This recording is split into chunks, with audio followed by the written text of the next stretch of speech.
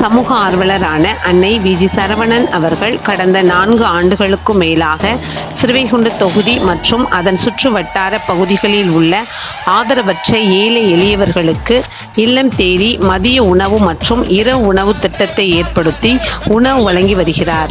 இந்நிலையில் தமிழக வெற்றி கழகத்தின் ஐம்பெரும் கொள்கை தலைவர்களுள் ஒருவரான சமூக ஆர்வலர் அஞ்சலை அம்மாளை கொள்கை தலைவராக அறிவித்ததன் ஈர்ப்பால் தமிழக வெற்றி கழகத்துடன் இணைந்து தமிழக வெற்றி கழக தலைவர் தளபதி திரு விஜய் அவர்களின் ஆசியுடன் கழக பொதுச் செயலாளர் அண்ணன் புசியன் ஆனந்த் அவர்களின் வழிகாட்டுதலின்படியும் 1000வது நாள் மதிய உணவு மற்றும் இரவு உணவு திட்டத்தை தமிழக வெற்றி கழகத்துடன் இணைந்து வழங்கி வருகிறார்.